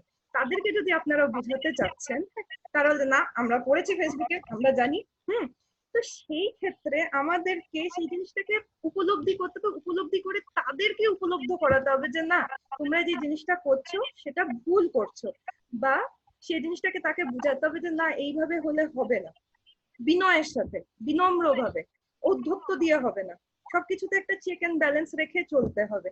আর স্পেশালি যখন বাচ্চাদের ক্ষেত্রে এই সময়টা, বাচ্চাদের হাতে, যেটা রুমি ভাই বললেন এখন, বাচ্চাদেরকে কিভাবে ট্যাকেল করা যায়, বা বাচ্চারা এখন ঘরের মধ্যে আছে, তাদের হাতে কিন্তু এখন মোবাইল ফোন, যতটা চেষ্টা করতে হবে তাদেরকে বোঝানো যে তারা কিন্তু হোয়াটসঅ্যাপ দেখবে, অবশ্যই সেখানে হোয়াটসঅ্যাপ যদি ইনস্টল করা থাকে বা ইনস্টাগ্রাম ইনস্টল করা থাকে বা ফেসবুক থাকে, তারা দেখবে, আপনারা বাধা দিতে পারবেন না, আমরা কেউ বাধা দিতে পারবো না, কিন্তু তাদেরকে এই জিনিসটা বুঝাতে হবে দেখো তোমরা যে জিনিসটা দেখছো, তোমাদেরকে নিজেরা বিবেচনা করতে হবে যে সেই জিনিসটা ঠিক বা ভুল, তোমরা অযথা এই জিনিসটাকে স্প্রেড করবে না, স্প্রেড করলেই মুশকিল। কেন কি একে অপরের থেকে মিস ইনফরমেশন ক্রিয়েট হয়, মিস ইনফরমেশন স্প্রেড হয়, আর এটা ইনফোডেমিক হয়ে গেছে। যত না করোনা এখন একটা অবশ্যই একটা সাংঘাতিক একটা খুব একটা কঠিন রোগ, যেটা এখনো পর্যন্ত আমরা স্প্রেড হতে পারছি, মানে আমরা কোনো কিছু এটা কন্ট্রোল করতে পারছি না, কিন্তু মানুষের মধ্যে একটা ভয় জন্মে গেছে, ভয় থেকে ওটা ইনফোডেমিক হয়ে গেছে। ইনফরমেশন আমরা এত বেশি ওভারলোডেড হয়ে যাচ্ছি, ওভার বার্ডেন হয়ে যাচ্ছে যে আমরা কি ইনফরমেশন অ্যাকসেপ্ট করব, কি ইনফরমেশন অ্যাকসেপ্ট করবো না। সকালবেলা আমরা পেপার নিচ্ছি, পেপার পড়ছি, বা যখনই নিউজ চ্যানেল দেখছি, আমরা খালি নেগেটিভ নিউজ দেখে যাচ্ছি, খালি নেগেটিভ, আজকে এখানে মারা গেছে, আজকে এখানে খুন হয়েছে, আজকে হেঁটে যাচ্ছে রাস্তায় মৃত্যু হলো, ট্রেনের তলায় চাপা পড়লো, কিছু না কিছু নেগেটিভ হয়ে যাচ্ছে। তো এই নেগেটিভ নিউজটা যখন আমরা পাচ্ছি, নেগেটিভ সংবাদটা যখন আমরা পাচ্ছি, যে জ্ঞাপনটা হচ্ছে আমাদের মধ্যে, সেটা আমাদের সারাদিনে আমাদের মাথায় কোনো না কোনো একটা জায়গায় রয়েই যাচ্ছে, কনসিয়াসলি বা সাবকনসিয়াসলি সেই জিনিসটা আমাদের মাথায় ঘুরে যাচ্ছে, একটা ফ্রাস্ট্রেশন হচ্ছে, একটা মাথার মধ্যে রাগ জন্মে যাচ্ছে, আমরা প্রকাশ করতে পারছি না। কেন কি আমরা আজকাল কারোর সাথে মন খুলে কথা বলতে পারি না। কেন মন খুলে কথা বলতে পারি না? কেন কি কেউ আমাদেরকে শোনে না। অ্যাক্টিভ লিসেনিং, যেটা অ্যাক্টিভ স্পিকিং বা লিসেনিং, কেউ শোনে না, যার ফলে আমাদের মধ্যে ওই রাগটা জন্মে যাচ্ছে, ঔদ্ধত্যটা জন্মে যাচ্ছে। তাই জন্য বাড়িতে যখন সিম্পল একটা কথা হচ্ছে, ওই সিম্পল একটা কথাকে আমরা রেগে উত্তর দিচ্ছি, আমাদের বডি ল্যাঙ্গুয়েজে সেই ঔদ্ধত্যটা জন্মাচ্ছে, যেটা মামুদ ভাই এখনই বললেন কিছুক্ষণ আগে, যে এই সেশনটা শুরু হওয়ার আগে বৌদির সাথে একটা 1:1 হালকা মতন হয়ে গিয়েছে। এরপরে আপনি এই সেশনের পরে, হ্যাঁ, আপনি বৌদিকে বলবেন যে না আমি এটা করতে পারিনি, আমি অবশ্যই এরপরে করে দেবো। তো বেসিক্যালি আমার প্র্যাকটিক্যাল যেটা নলেজ বা প্র্যাকটিক্যালি আমি এটা বলবো এই সময়টা, বেদুব্যাস দাদা সমস্ত পয়েন্ট কভার করে দিয়েছে, এমন কোনো পয়েন্ট নেই যেটা আমি এক্সট্রা করে বলবো। কিন্তু আমি এই সময়টা যেটা বলবো, লোকে একটা অল্টারনেটিভ সোর্স অফ ইনকাম করার মানে উপায় খুঁজছে, আর ওটার মধ্যে সবচেয়ে ইজি উপায় বাড়িতে সেটা হচ্ছে মিমস তৈরি করা। একটা মিমস তৈরি করতে বেশি সময় লাগে না। একটা আপনি হোয়াটসঅ্যাপে একটা যে কোনো হোয়াটসঅ্যাপে না, আপনার মোবাইলে যে কোনো একটা অ্যাপ্লিকেশন ইনস্টল করে দিলেন, একটা ছবি দিয়ে দিলেন, ওটাকে আপনি ফেক একটা ফটো বানিয়ে দিলেন, আর ওটাকে মিস ইনফরমেশন ক্রিয়েট হয়ে গেলে আপনি স্প্রেড করে দিলেন। এই মিস ইনফরমেশনটা আপনারা চেষ্টা করুন, চাহে সেটা আপনাদের তরফ থেকে হোক, আপনাদের বাড়ির পরিবার সদস্যদের মানে পরিবার স্বজনদের থেকে হোক, বা আপনাদের বাচ্চা কাচ্চাদের যাদের কাছ থেকে হোক, এই ইনফরমেশন ফেক নিউজটা যাতে স্প্রেড না হয়, যাতে এটা ইনফোডেমিক না হয়। সেটা কিন্তু নেগেটিভ ইনফরমেশন, সেটা কিন্তু নেগেটিভ কমিউনিকেশন, সেটাতে কিন্তু কোনো পজিটিভ জিনিস হচ্ছে না। আলটিমেটলি এখানে কিন্তু আমরা ভায়োলেন্ট কমিউনিকেশন আলটিমেটলি করে ফেলছি, সেখানে নন ভায়োলেন্সের কোনো চেষ্টা নেই। নন ভায়োলেন্স বলতেই যে আপনাকে সবসময় ওই সত্য অহিংস এরকম করতে, ফ্যাক্টর সেটা না। ফ্যাক্টর হচ্ছে আপনি আপনার আচরণে কতটা বিনয়ী হতে পারবেন, কতটা বিনম্র হতে পারবেন, আপনারা কতটা আপনাদের আচরণে ঔদ্ধত্যটা যাতে না থাকে। আর যতটা পারবেন প্র্যাকটিক্যাল অ্যাসপেক্টে এই সময়টা বাড়ির সদস্যদের তরফ থেকে যতটা হোক মিস ইনফরমেশন ক্রিয়েট না হয়, ভুল ইনফরমেশন যেন স্প্রেড না হয়। বিকজ আমরা নিউজ পেপারকে কন্ট্রোল করতে পারবো না, চাইলেও আমরা পারবো না। কোথা থেকে আসছে, কে পাঠাচ্ছে আমরা জানি না, আমরা খবর পড়ে যাচ্ছি, নিউজ দেখে যাচ্ছি, টিভিতে আমরা কিন্তু খবর দেখে যাচ্ছি, সারাক্ষণ নেগেটিভ নিউজ দেখে যাচ্ছি, ওটাকেও আমরা কন্ট্রোল করতে পারবো না। কন্ট্রোল কি করতে পারবো? কন্ট্রোল যে আমাদের কাছে যে মেসেজটা আছে, দুমদাম ওটাকে ফরওয়ার্ড না করে আগে দেখবো, বিবেচনা করবো। Charity begins at home. আমাদের তরফ থেকে যদি একজনের কাছ থেকে যদি সেটা হয়, মানে আমরা যদি একজনও সেটা করতে পারি, কিছুটা হলেও তো কম বাজে ইনফরমেশন বা রং ইনফরমেশন স্প্রেড কম হচ্ছে। এই জিনিসটা বাচ্চাদেরকেও বোঝাতে হবে যে আপনারা বাচ্চারা যেন এমন কোনো ইনফরমেশনে তারা তাদের মনে সেই নেগেটিভ জিনিস, নেগেটিভ অ্যাসপেক্টটা না জন্মায়। যতটা চেষ্টা করতে হবে পজিটিভ নিউজ দেখো, পজিটিভ নেগেটিভ নিউজ আসছে অ্যাভয়েড ইট, কোনো অসুবিধা নেই। একটা নেগেটিভ নিউজ না দেখলে আপনার কোনো খারাপ হবে না, কিন্তু মনটা ভালো থাকবে। আমি এরকম হয়েছে, আমি অনেকদিন ধরে হলো খবরের কাগজ পড়া ছেড়ে দিয়েছি। কেন? কেন কি সারাক্ষণ নেগেটিভ, এতজন মারা গেছে, এতখানি খালি সংখ্যা বেড়ে যাচ্ছে বেড়ে যাচ্ছে বেড়ে যাচ্ছে। তাতে আলটিমেটলি লাভ কি হচ্ছে? আমার মনের মধ্যে একটা রাগ জন্মে যাচ্ছে, একটা কোনো জায়গায় একটা ফ্রাস্ট্রেশন জন্মাচ্ছে। যখন আমি সেই জিনিসটা আমি আমার বাবার সাথে কথা বলছি বা আমার মার সাথে কথা বলছি, হয়তো নর্মাল কথা বলছি, কিন্তু আমার আচরণটা মানে উদ্ধত্ত হয়ে যাচ্ছে। হ্যাঁ, তারা বলছে যে তোমার মধ্যে বড় ইগো জন্মে যাচ্ছে। আসল ব্যাপারটা তা নয়। ব্যাপারটা হচ্ছে আমার মনের মধ্যে ফ্রাস্ট্রেশনটা জমে যাচ্ছে কোনো না কোনো জায়গা থেকে ওই নেগেটিভ নিউজটা আসার জন্য। তো আমার ব্যক্তিগত এটা ধারণা বা ব্যক্তিগত মতামত যে যতটা আমাদের তরফ থেকে পারা যায়, যতটা ফেক নিউজ বা মিস ইনফরমেশন যে আমাদের কাছে আসছে, যেটা কোনো না কোনো জায়গায় ভায়োলেন্ট কমিউনিকেশন হচ্ছে, সেই জিনিসটা আমরা না করি। Charity begins at home, practice comes from within. আমরা যত বেশি প্র্যাকটিস করব তত সেই জিনিসটা ভালো হবে। আজকে যদি রুমি ভাইয়ের কাছে বা মাহমুদ ভাইয়ের কাছে বা সাফি ভাইয়ের কাছে কোনো একটা মেসেজ আসলো, হোয়াটসঅ্যাপ গ্রুপে আপনাদের কাছে মেসেজ আসলো, আপনারা বিচার বিবেচনা না করে আপনাদের পরিবার সদস্য বা কোনো বন্ধু বান্ধবকে পাঠিয়ে দিলেন। তারাও দেখলো না, আচ্ছা যে রুমি ভাই পাঠিয়েছে, মাহমুদ ভাই পাঠিয়েছে বা সাফি ভাই পাঠিয়েছে, ওরাও পাঠিয়ে দিল। এই করতে করতে 1 থেকে 10, 10 থেকে হাজার, হাজার থেকে লাখ এইভাবে স্প্রেড হচ্ছে। করোনার ক্ষেত্রেও তাই হয়েছে। অবশ্যই এটা প্যান্ডেমিক, অবশ্যই এটা সারা বিশ্বে একটা মহামারী ছড়িয়ে গেছে, অবশ্যই এটা সাংঘাতিক জিনিস হয়েছে, কিন্তু আমরা এটাতে আরো বেশি ভয়ভীত হয়ে গেছি। কেন কি প্রথম থেকেই আমাদের কাছে নেগেটিভ নিউজ গুলো এমন ভাবে আসা শুরু হলো, হোয়াটসঅ্যাপে আসা শুরু হলো, ফেসবুকে আসা শুরু হলো, আমরা নিজেদেরকে ডাক্তার মনে করা শুরু করলাম। সেইখানে আমাদেরকে রং ইনফরমেশন ইয়া মিস ইনফরমেশন কোনো না কোনো জায়গায় চেক এন্ড ব্যালেন্স করা দরকার। আর সেইখানে আমার মনে হয় আমাদের appropriate use of word, vocabulary, বা আমাদের সেখানে আমাদের অ্যাক্টিভ লিসেনিং, ডিপ আন্ডারস্ট্যান্ডিং এগুলোর খুব দরকার। ওভার টু ইউ রুমি ভাই, আপনি। ধন্যবাদ শান্তনু রায় রায় আপুকে। এখন আমি চলে যাব আমাদের মোহাম্মদ শাফিউল আলম ভাইয়ের কাছে। আমরা সবার কথা শুনলাম। এখন ভাইয়া যে কিছু পয়েন্ট যদি আমাদেরকে বলে, যেটা নিয়ে আমাদের ডিসকাশন, উন্মুক্ত আলোচনা, যেই লক্ষ্যে আজকে বসা, সবাই যদি একসাথে পার্টিসিপেট করি। এখন শাফি ভাইয়ের কাছে চলে যাচ্ছি। ধন্যবাদ রুমি।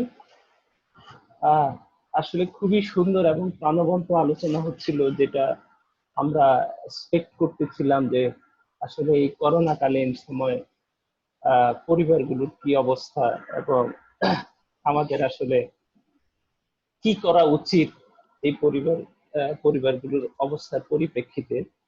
তো আসলে হচ্ছে যেটা সবচেয়ে বড় বেশি আমরা সবাই কমনলি একটা কথা বলেছি, যেটা হচ্ছে রেসপেক্ট।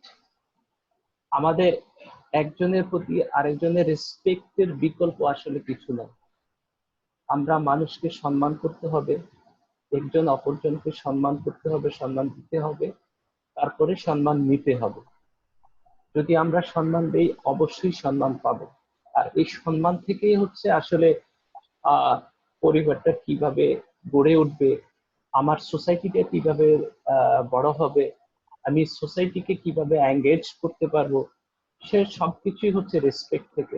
আমরা যদি আহ আমি আমি আমরা যদি খেয়াল করি, তাহলে দেখা গেছে যে আমাদের এই জোনে, যেটা আমি আগেও মেনশন করেছি, যে আমরা খুবই অ্যাগ্রেসিভ মাইন্ডেড।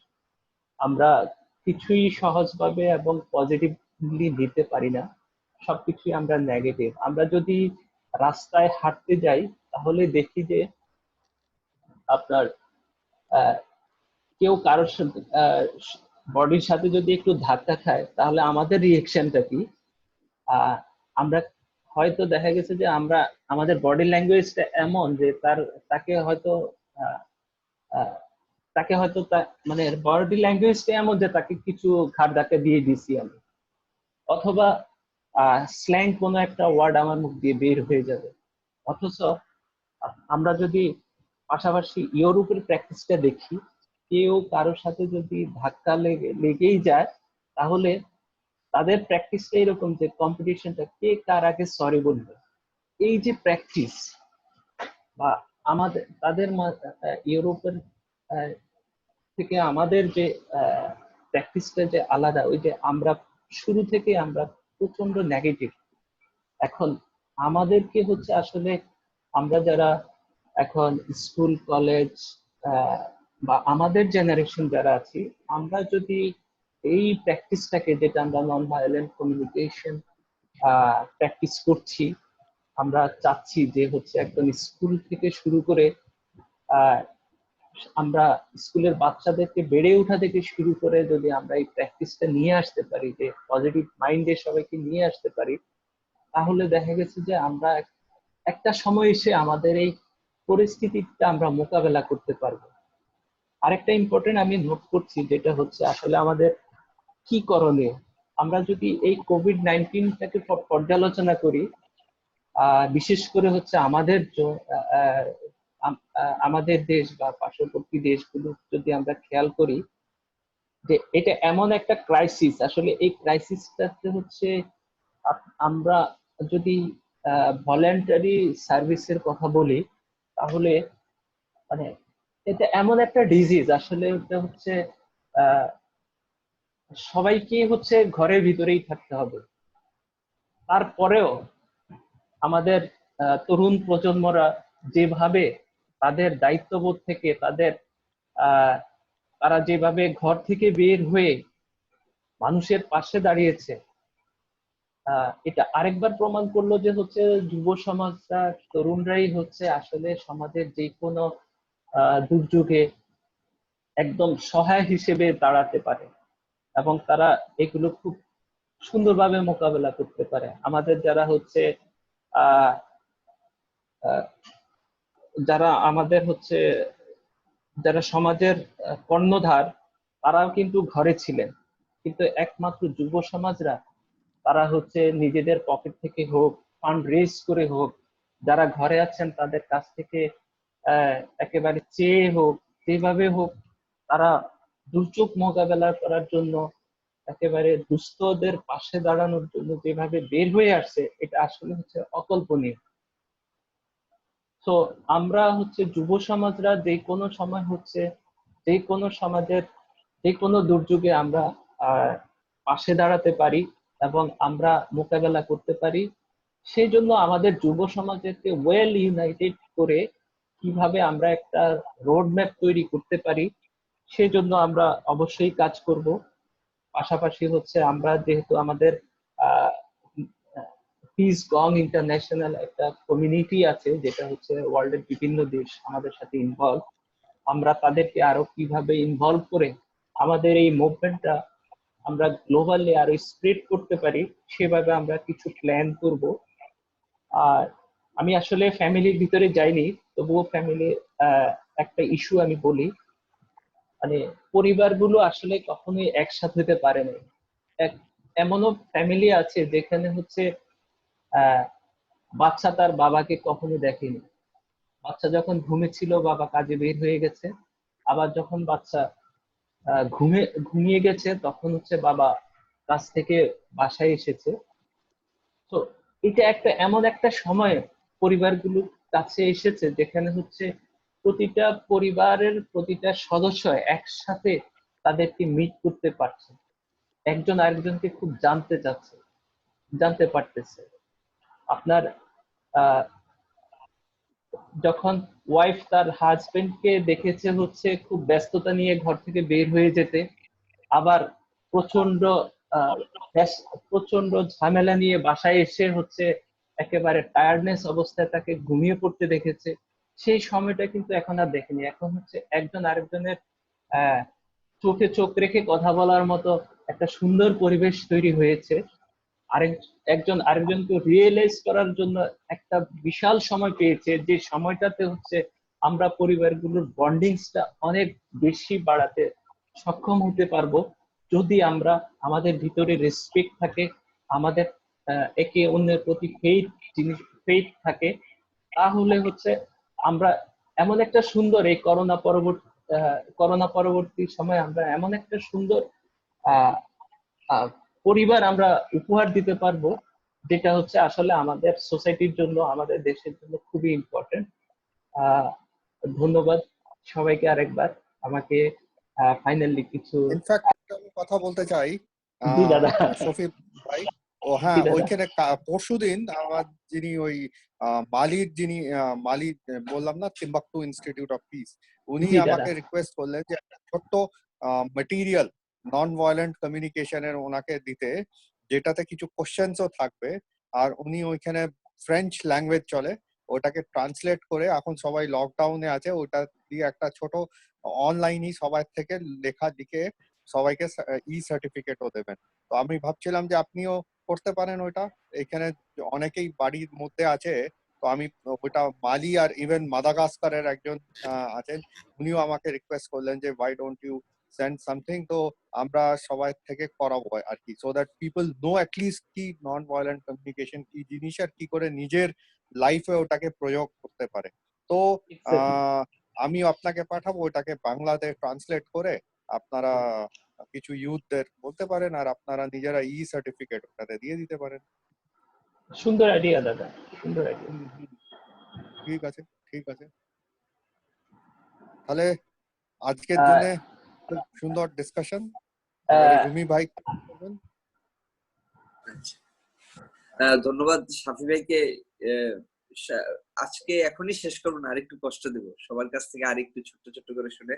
শাফি ভাইকে ধন্যবাদ, সে কিভাবে আমাদের ইউথরা এগিয়ে এসেছে এই কোভিড-19 মোকাবেলা করার জন্য, এটা তুলে ধরার জন্য। এটা এই চিত্রটা খালি বাংলাদেশ না, এটা পৃথিবীর সব জায়গায়, যে আমাদের ইউথই কিন্তু বর্তমানে কোভিড-19 এর সাথে একদিকে যেমন ডাক্তার, নার্স এবং চিকিৎসা সেবায় যারা আছে এবং আইন প্রয়োগকারী সংস্থা যারা আছে, তারা যেমন কাজ করে যাচ্ছে, একইভাবে ইউথরাও আছে, কিন্তু আমি একটু মজা করেই বলি পরিবেশটা একটু হালকা করার জন্য, যেটা হলো যে এই যখন ইউথরা ফিল্ডে নামছে তখন কিন্তু এই যে পরিবারের মধ্যে থেকে যখন বাসা থেকে বের হয়ে যাচ্ছি আমরা, তখন কিন্তু নন ভায়োলেন্ট যে কমিউনিকেশনটা, সম্পর্কটা আমাদের বাবা মার সাথে ছিল সেটা একটু ভায়োলেন্ট হয়ে যাচ্ছে। তারা রাগ করছে আমাদের সাথে কেন আমরা বাসা থেকে বের হচ্ছি।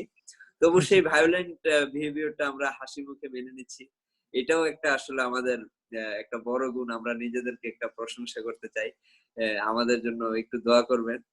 তো যাই হোক, আমরা এখন যাব মাহমুদ ভাইয়ের কাছে। যদি সম্মুখ আলোচনার উপরে কোনো অবজারভেশন থাকে বা কোনো যদি নিজস্ব গাইডলাইন থাকে বা কিছু যদি আমাদের উদ্দেশ্যে বলতে চান, বা শেষ মুহূর্তে যদি আমাদের দাদা বা দিদির কাছে কিছু জানতে চান, বলতে পারেন।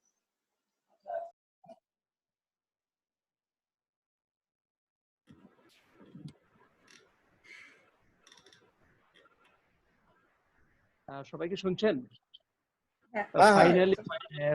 ফাইনালি আমি আমার আমার ছোট্ট একটু বলা শেষ করছি আর কি। সবাইকে ধন্যবাদ। আমি স্পেশালি থ্যাঙ্কস জানাচ্ছি কুন্ডু দাদা এবং শান্তনী রায় দিদিকে, যে আপনারা খুব চমৎকার ভাবে বিভিন্ন প্যারামিটার ধরে ধরে আমাদেরকে এই বিষয়গুলোকে ইন্টারপ্রিট করেছেন, যে কিভাবে আমরা ঘরে থাকার সময় আমাদের পরিবারের সদস্যদের সাথে খুব সুন্দর মতো আচরণ করব, বিহেভ করব, এবং খুব পেশেন্স নিয়ে নন ভায়োলেন্ট বজায় রেখে আমরা কিভাবে আমাদের পরিবারকে ঠিক রাখবো। পরিবার ঠিক থাকলে সমাজ ঠিক থাকবে, সমাজ ঠিক থাকলে দেশ ঠিক থাকবে। তো শাফি ভাইকে ধন্যবাদ। শাফি ভাই আজকে তার স্পিচের শুরুতে একটা কথা বলেছিল যে একজন বাবা একজন সন্তানকে কিভাবে টেক কেয়ার করে। আমার মনে হয় এই মুভিটা মনে হয় আরেকটা মুভি আছে এরকম, দ্য রোড মুভি, যে father and son survives as means as possible. বাবা তার ছেলেকে নিয়ে কিভাবে বেঁচে থাকবে সময় একটা পরিত্যক্ত শহরে, যুদ্ধ বিধ্বস্ত শহরে সে তার বাচ্চাকে নিয়ে শেষ পর্যন্ত বেঁচে থাকার চেষ্টা করে, পরবর্তীতে তার বাবা বেঁচে থাকে না, ওইটা বিষয় আর কি।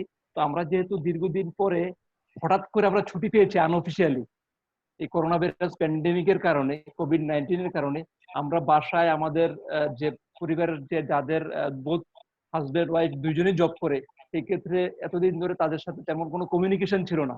এখন বাসায় থাকার পরে সে তার একজন আরেকজনের সাথে আন্ডারস্ট্যান্ডিংটাকে ইনক্রিজ করতে পারে, হ্যাঁ, তাদের মধ্যে বোঝাপড়াটাকে বাড়াতে পারে, এবং তার বাচ্চাকে সে এতদিন সময় দিতে পারে নাই। বাচ্চার সাথে বাচ্চার পড়াশোনা, এডুকেশন এবং তার যে এন্টারটেইনমেন্ট এবং তার যে মেন্টাল গ্রোথটা, এই বিষয়গুলোকে মানে দেখতে পারে।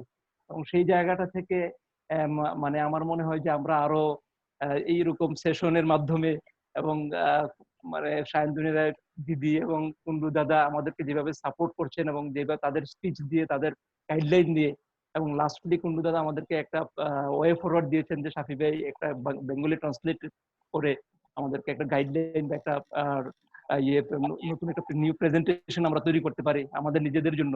তো এইভাবে আমরা হয়তো আশা করি সামনের দিনগুলোতে আমরা কাজ করব, এবং আমরা দুই বাংলার দুইটা পরিবেশ থেকে আমরা জাস্ট একটা পার্টিশন, জাস্ট বর্ডার, বাট আমরা আশা করছি যে ফিউচার হয়তো আমরা ফিজিক্যালি মিট করব।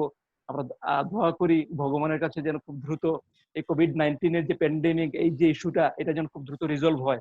ধন্যবাদ সবাইকে। ধন্যবাদ। ধন্যবাদ মাহমুদ ভাইকে। এখন আমরা শান্তনী দিদির কাছে চলে যাব আমাদের জন্য ফাইনাল কিছু যদি কথা বলেন। আমরা খুব শীঘ্রই আবার মিট করছি, তবে আজকের দিনের জন্য শেষ কথা।